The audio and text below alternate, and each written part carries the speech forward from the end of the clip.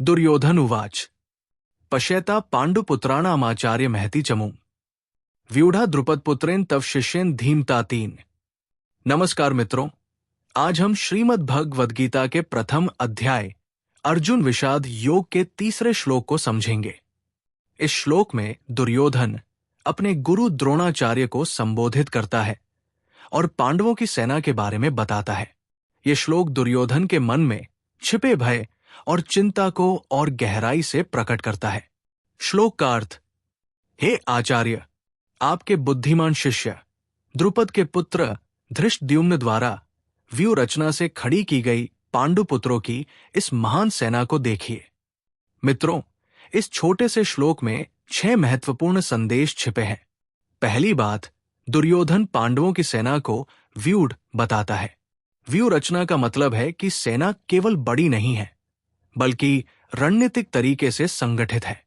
एक विशेष व्यू में सैनिकों को खड़ा किया गया है, जिससे वो एक दूसरे की रक्षा कर सकें और शत्रु को हराने के लिए एक समन्वित प्रहार कर सकें।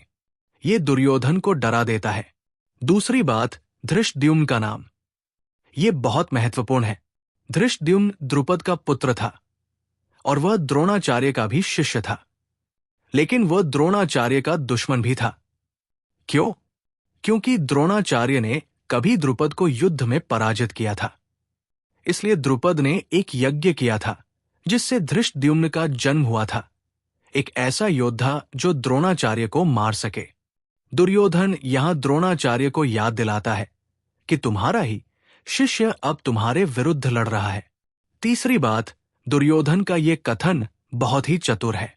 वह द्रोणाचार्य को अपने भय से अवगत कराने की कोशिश कर रहा है, ये कहकर कि ये तुम्हारे ही बुद्धिमान शिष्य की रचना है। दुर्योधन द्रोणाचार्य को यह बताना चाहता है, हे गुरु, आपका ही शिष्य हमारे विरुद्ध लड़ रहा है, तो अब आप हमारे पक्ष में हो जाइए।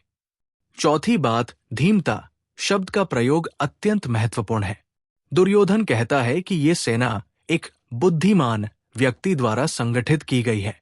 वो स्वीकार कर रहा है कि पांडवों की सेना केवल संख्या में बड़ी नहीं है, बल्कि बुद्धिमानी और रणनीति से भी भरी हुई है। ये दुर्योधन के डर को और भी गहरा करता है। पांचवी बात, यहां दुर्योधन को अपने ही गुरु पर संदेह हो रहा है। वो सोच रहा है कि क्या द्रोणाचार्य हमारी तरफ से लड़ेंगे या पांडवों की तरफ से। एक गुरु का एक ऐसा शिष्य होना जो दुश्मन पक्ष में है, ये द्रोणाचार्य के प्रति दुर्योधन के मन में शंका पैदा करता है। छठी बात, दुर्योधन का अत्यधिक बोलना। वो जो कह रहा है वो सब गुरु के लिए पहले से ही ज्ञात है, लेकिन जब कोई व्यक्ति डरा हुआ होता है तो वो अपनी चिंता को छिपाने के लिए बहुत बोलता है। दुर्योधन का ये लक्षण इस श्लोक में स्पष्ट दिखाई देता है। मित्रों, ये श्लोक हमें क्या सिखाता है? पहला पाठ, व्यवस्था और संगठन ही सफलता की कुंजी है। पांडवों की सेना विजयी हुई क्योंकि वो सुव्यवस्थित थी। जीवन में भी यदि आप सुव्यवस्थित और नियोजित तरीके से काम करेंगे तो सफलता निश्चित है। दूसरा पाठ, डरा हुआ व्यक्ति अपना मुंह खोल नहीं सकता।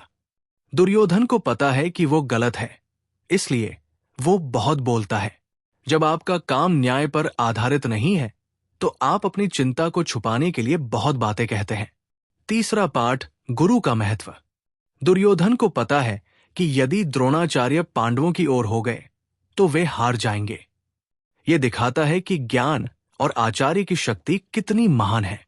चौथा पाठ, आंतरिक कमजोरी को बाहरी शक्ति से नहीं ढका जा सकता।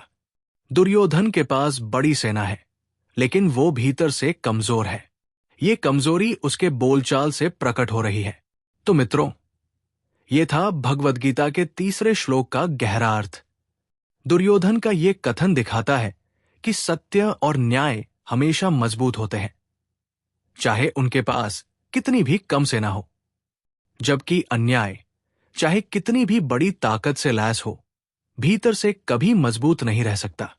अगले वीडियो में हम श्लोक नंबर 4 को समझेंगे, जहां दुर्योधन अपने भय को और गहराई से प्रकट करेगा।